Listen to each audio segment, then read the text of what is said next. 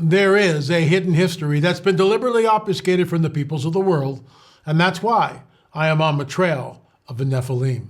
The Genesis 6 narrative states that the Nephilim are on the earth in those days and also afterwards. If that's true, can we find evidence that corroborates this? I'm L.A. Marzulli. Join me as we go on the trail of the Nephilim.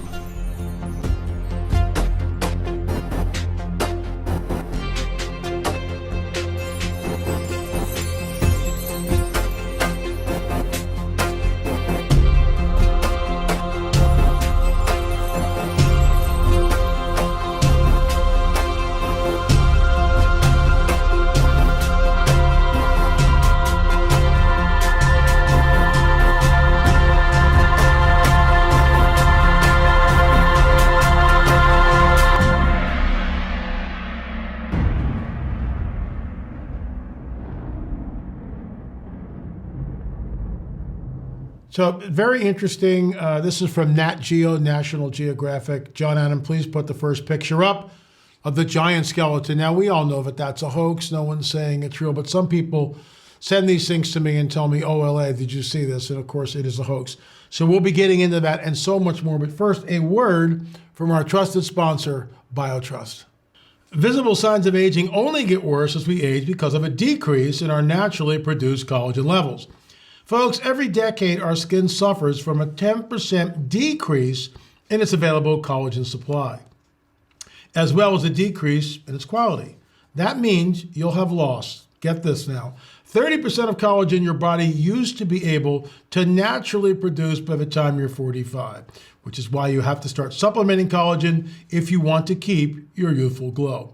In the next minute, I'm going to tell you how anyone can reduce visible signs of aging quickly and easily. After years of searching, the closest thing I found to a modern-day fountain of youth, and folks, I take this stuff every day, is called collagen. Collagen rejuvenates and renews your skin from the inside out with 5 supercharged types of collagen your body needs for youthful-looking skin.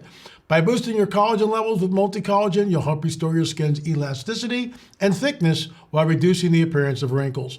Try it today, folks, risk-free for 60 days and for up to 51% off by clicking a link in the description box directly below or by visiting www.healthwithla.com. That's www.healthwithla.com. After placing your order, they will deliver straight to your doorstep along with a few added bonuses. It's a great deal. I take the collagen powder every single day. I drink a concoction of it. It tastes good. And you know what? I noticed the difference. I really do. Okay, so let's get into the show. So, John Adam, please put the skeleton of a giant is an internet photo hoax. Well, most of us know that. This, again, is from National Geographic. I love their magazine. I do not subscribe to it, but things come into my inbox and I look at those things, and I get a lot of things online from them. And this is the classic photograph. It's a mastodon skeleton is what we're looking at here. And then what they've done is they've superimposed a human skull over that. They've done some photoshopping, and here we are. So this is from the article itself. For anyone who may have knowingly propagated the myth, Mickelson added the motivation probably wasn't any different than the motivation for engaging in a game of ringing someone's doorbell and running away, because it's an easy way to have a laugh at someone else's expense. Alex Boise, curator of the Virtual Museum of Hoaxes, said fake giants have a long history, going back to at least the 1700s. The recent hoax is reminiscent of the once famous Cardiff giant myth involving a 10-foot tall, 3-meter stone figure dug up in 1869 in Cardiff, New York. Many people believed the figure was a petrified man and claimed he was one of the giants mentioned in the Bible's book of Genesis. There were giants in those days, end of quote. Likewise, Boise said, the recent giant hoax taps into people's desire for mystery and a desire to see concrete confirmation of religious legends. So we all know where Nat Geo is. What about this? And I put the poster right up beside me, and I'm going to zoom in on this dog. Give me a second here. We're going to zoom in a little bit.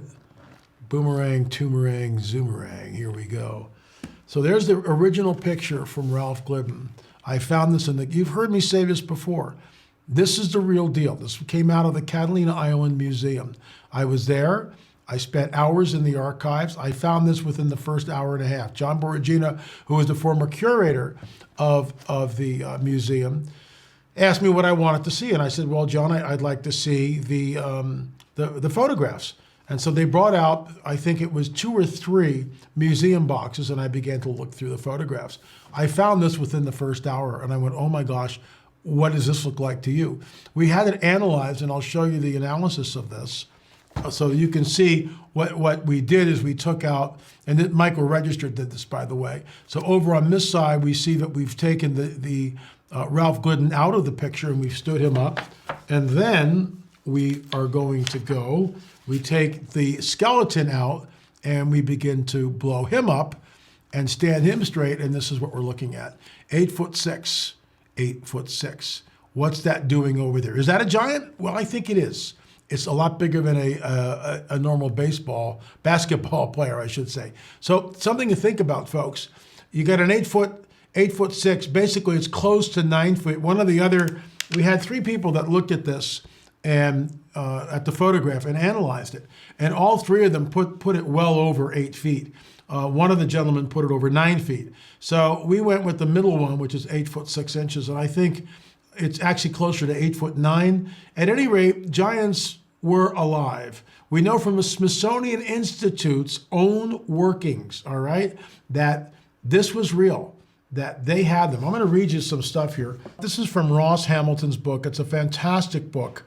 I mean, it really is. He's done his homework, and bully for him. And you can get that. Just Google Ross Hamilton, Tradition of Giants. I'm just going to read a few of these, and I think you'll get a very good idea of what we're looking at. And this, again, most of this is right out of the Smithsonian's ledger from their. Every year they would look at the anthropology, and they would begin to write a report. Indiana's Fudge Mound early excavation discovered the skeletal remains of a woman something in excess of 7 feet in length. Although her remains have disappeared, the site legend maintains her existence as factual, and some of her grave goods still exist. And I've been there, folks.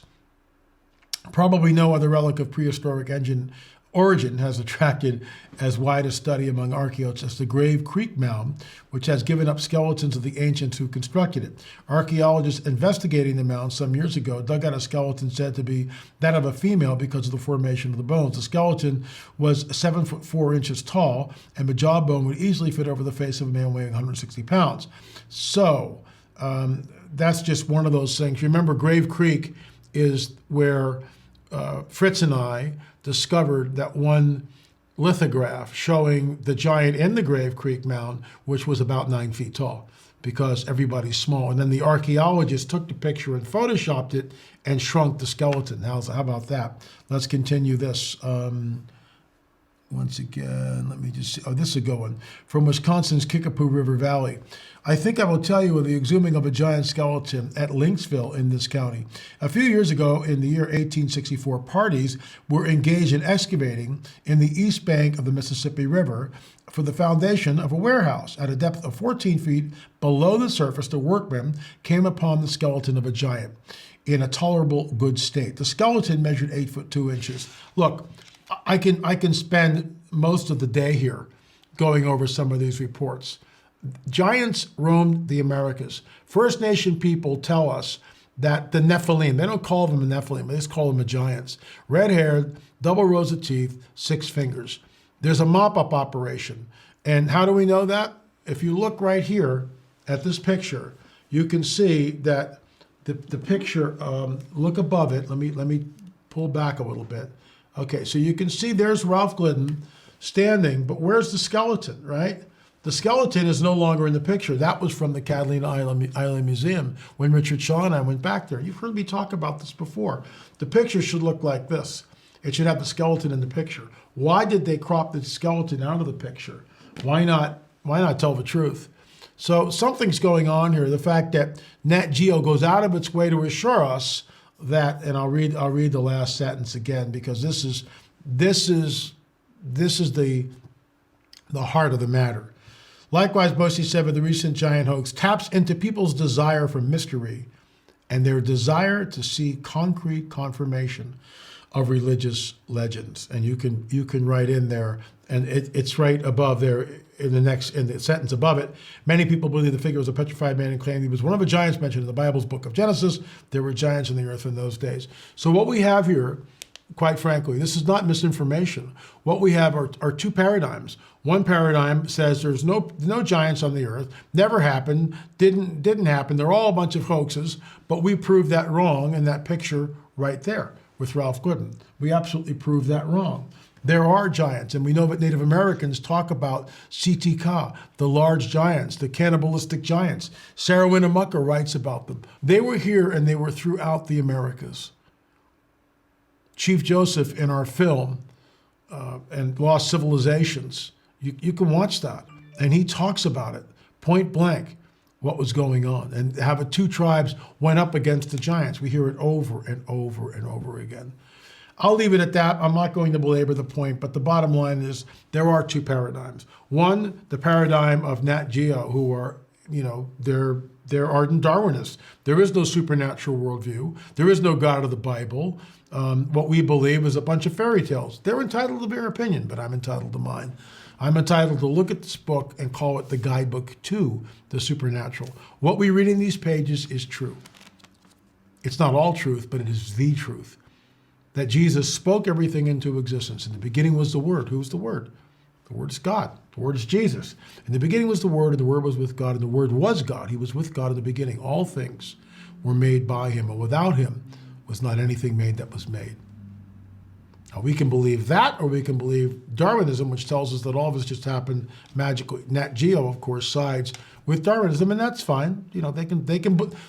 People have the right to believe whatever they want to believe. And if those working at Nat Geo assume that desire to see concrete confirmation of religious legends, many of us believe that these are not legends. They are, in fact, the truth. Goliath was certainly over 9 feet tall. King Og of Bashan was about 13 feet tall. And it goes on and on and on. It all hails back in the Genesis 3:15 narrative. And if we don't understand that, we'll never understand the rest of the biblical narrative. Because the Genesis 3:15 Scripture tells us that there's this seed war that's going to happen between the seed of the dragon, the offspring of the dragon, and the seed, the offspring of the woman. And then a few chapters later, what do we see? Boom, Genesis 6. And it's there. And it's actually quoted here, the Bible. There were giants in the earth in those days and also afterward, when the sons of God saw the daughters of men. Shameless plug right here. If you've not read Counter Move, it tells us exactly how they returned after the flood. I get that question a lot from people. Folks, thanks so much for watching. Really appreciate it. By the way, our third film in our UFO series is available now, lamarzulli.net, lamarzulli.net. It will be up for streaming soon. I would ask that you'd help us out, that you'd purchase the film, that you'd purchase all three. Invite your pastor over. Folks, when you purchase the film, it helps keep what we do going. Is that good English? It helps keep us with our hand on the plow. I thank you for your patronage. What's $19.95 to a lot of you? Nothing. We thank you for it. We really do. Thanks so much. lamarzulli.net, we're working on post-production with number 4. More about that in the days to come. John Adam, why don't you roll the preview? Yeah, the teaser for number 4. Folks, thanks so much for watching. Remember, there is a hidden history that's been deliberately obfuscated from the peoples of the world, and that's why I am on the trail of the NEPHILIM.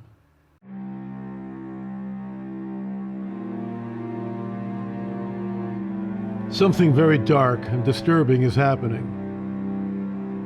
It is a global phenomenon that knows no boundaries.